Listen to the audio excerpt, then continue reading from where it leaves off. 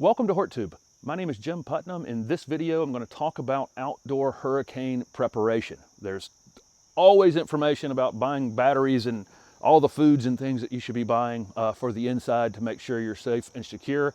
I want to run through the things on the outside of your house. I am the unfortunate veteran of many major hurricanes, and so I have, and I've owned a nursery and a garden center and had a lot of outdoor exposure to these types of events. And so I want to go through some of the things that you need to be looking for as you walk around your house if you are preparing this week for Hurricane Florence, which has got its, seems to be destined for my neighborhood, as many of them are for Eastern North Carolina, because it sticks out in the ocean and just kind of asks to be hit, unfortunately.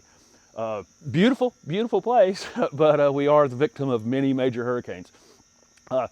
Real quickly before I get started on this, the spot where I'm standing, the reason I started this video right here, and the reason I want to make this video today is in 1996 during Hurricane Fran, I heard something banging outside.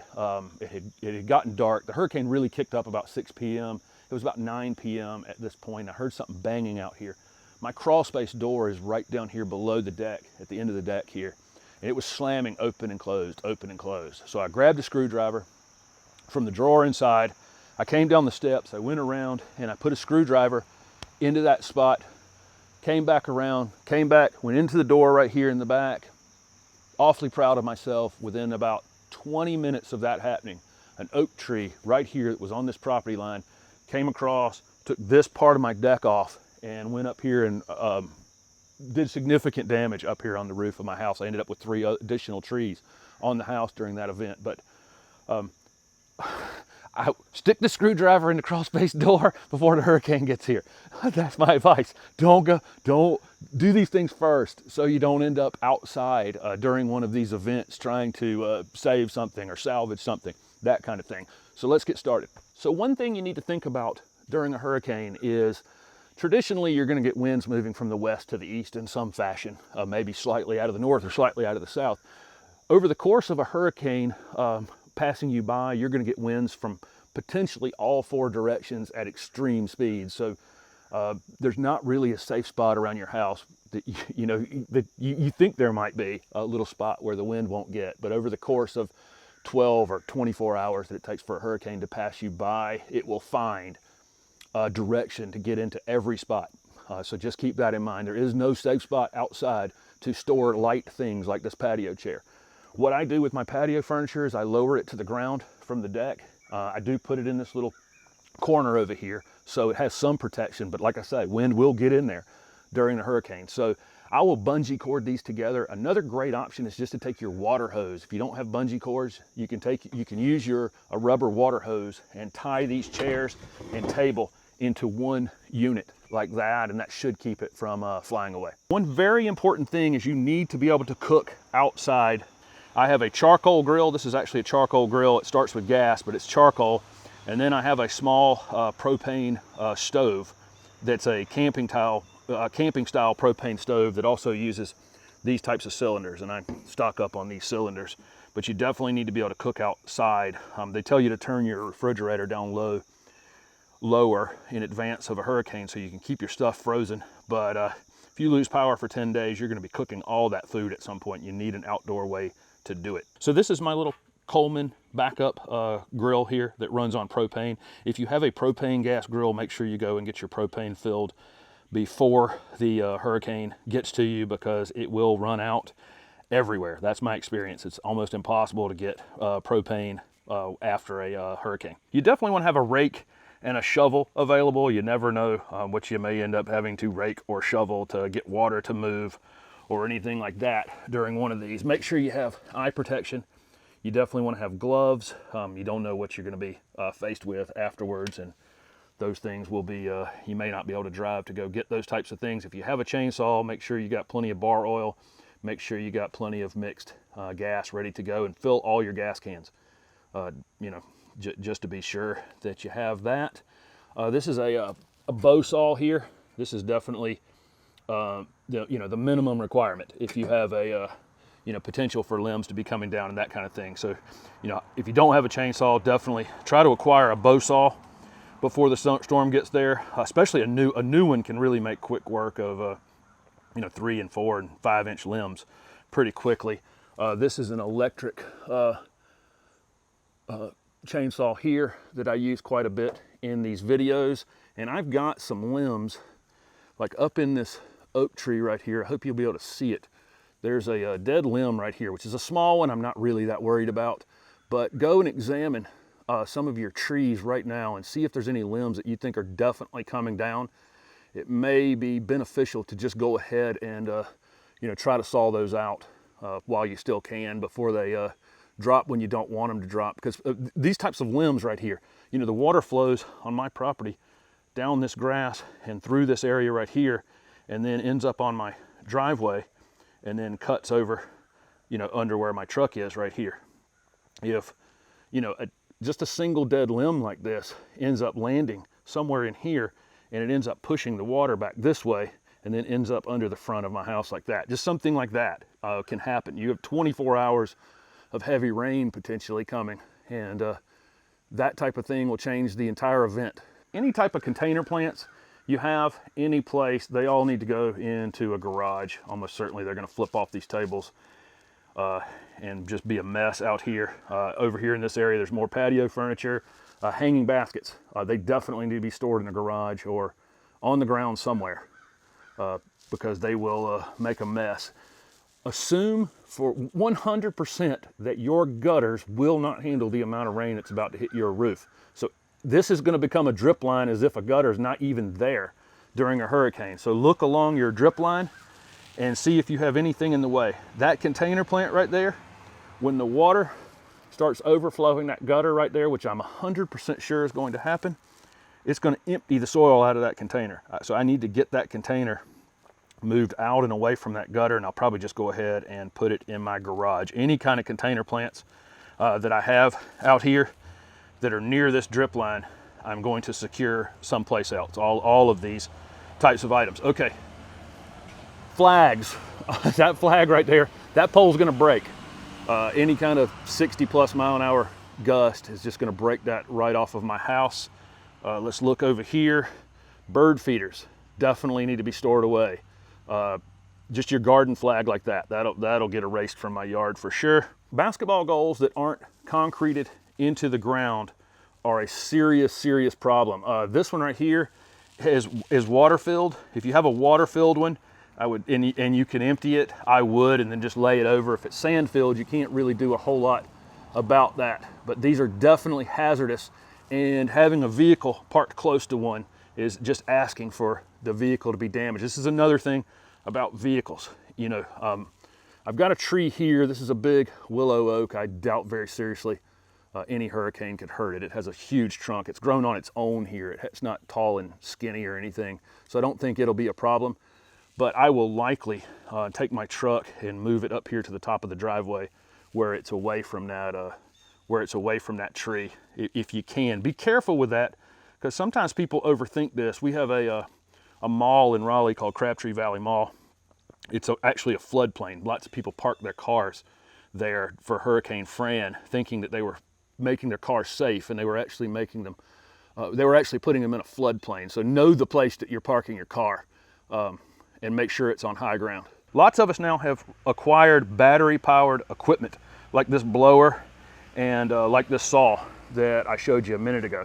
Make sure all of your batteries are charged. If you've got drills and anything else, any outdoor equipment that you have that runs on batteries, make sure you're charging them during the week, and double check that all of those things are going to be ready to go and that you'll be able to get on the cleanup pretty quick. My neighborhood has ditches in front of all the houses.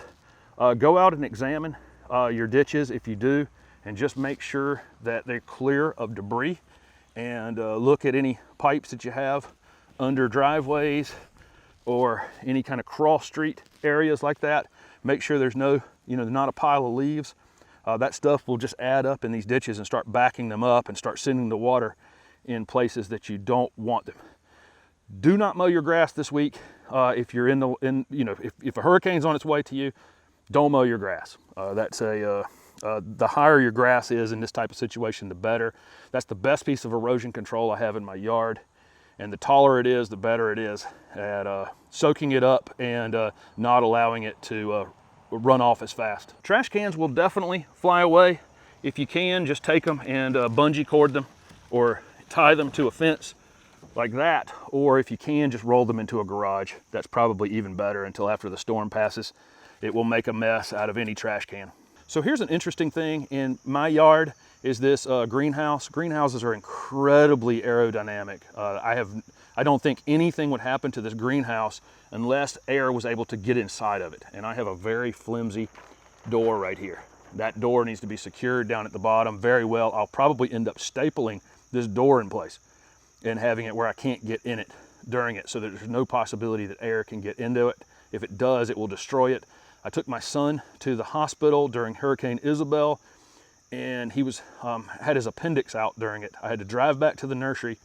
One of my greenhouses, the air had gotten in it somehow, and it started, the plastic was flopping, and I had to lay on my belly in the hurricane and gather the plastic under myself. So that's not something you want to be fighting in the middle of a hurricane, but that is a true story. And so I'm gonna secure that door very, very tight, and then I'm gonna trust the aerodynamics of this greenhouse. I have this little propagation box under my deck right there. Almost certainly the top's coming off that box, and it's gonna be in somebody else's yard for this hurricane that's heading my way this week. If I don't get that secured, I can put something heavy on the top of it.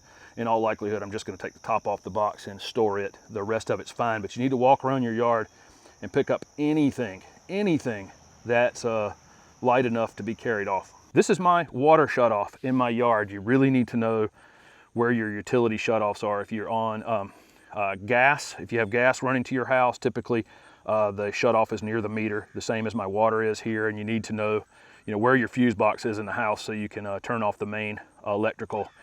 If you end up in a situation where your electricity's popping on and off and on and off and on and off, you'll need to know how to turn it off.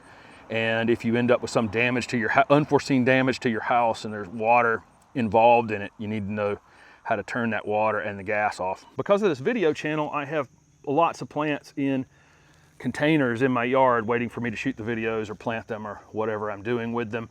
All of the smaller container plants, like these 3-gallon pots right here, I'll just put these in a group in an open space where they're not going to block any water flow through my yard.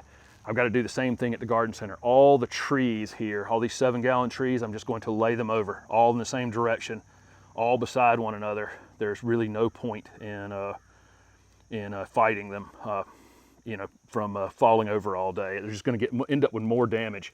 So I just go ahead and lay those down and pack everything else together, and that would include the containers that are on my front porch. I don't have to put them in the garage, but I'll put them all in one place. You can go ahead and water them, which seems counterintuitive since we're predicting 30 inches of rain for my area. But I do typically water the plants because it puts a little weight in them. And sometimes we can get the wind before we get the rain, and it ends up blowing them over. That little bit of weight will prevent that from happening, and they'll stay up in all likelihood. The low things like this. Trees that are newly planted. I need to talk about this since this is a gardening channel. This tree right here, I think it's thick enough. It is a lot of growth on the top of a very small tree. If you think you have kind of a flimsy tree, I definitely would not recommend staking the tree because the hurricane's going to bend it all over the place, and whatever method you've used to stake it is likely going to damage the tree. If you think that if I thought this tree could be damaged with 80+ mile-an-hour winds on it, and I would just actually go in here and thin this thing out some. I could take a couple, 2 or 3 of these main branches without changing the shape of it, and allow the air to move through it, and that would definitely save that tree. So any kind of thinning on small newly planted trees would definitely work to save them. So just a few other quick items. I mentioned the gutters being overflowing. They'll overflow no matter what, but you may want to, if you have time, put a ladder up there and clean them really quickly if you can, because that will help a lot. Get a lot of water moved away, but they're still going to be overwhelmed. But we wouldn't want it to start off overwhelmed and have all that water pouring off if you do have gutters. Make sure your doors are secure all the way around your house. I'm just letting you know water's coming in your house. If you've never been in one of these hurricanes, it's going to hit your house from every direction, and rain moving this way instead of this way. And so it's going to find its way in somewhere. You have a weak spot if you're new in the house. We don't know where that weak spot is yet, but be prepared with towels and that kind of thing around doors. If you have a sliding glass door, if you have one of those bars that will secure it, make sure you're using it, because those doors will just jump up and down and could end up off the track potentially. Couple more quick points. This operation of going around and securing everything and making sure you're doing all of these, running through these checklists, indoors and the outdoor list that I just gave you. If you end up not in the line of that hurricane, don't let that, don't relax the next time. I think that's very, very tempting. A lot of times these things get forecast out 4, 5, 6 days in advance, and you make all these steps and then it ends up hitting somebody else, or it ends up weakening at the last minute, or it ends up turning course at the last minute, and then you're not as alert the next time around. Hurricane Hugo was supposed to hit Wilmington, North Carolina and come to Raleigh. I spent a week at a garden center I was working for, every person spending every minute preparing for that thing to come. We had patio furniture display, so all that stuff had to be stored away. It was a big job. It ended up hitting Charleston, South Carolina, and went to Charlotte, North Carolina. Charlotte, North Carolina had 100-mile-an-hour winds from Hurricane Hugo, that far inland. It's a long way from the beach. But it would have been easy later to kind of go, you know, we did all that last time and it didn't come. Years after that, we had Hurricane Fran. We finally got our Wilmington to Raleigh hurricane, and they're awful. But the preparation for the other ones, you know, preparing it, doing it every single time.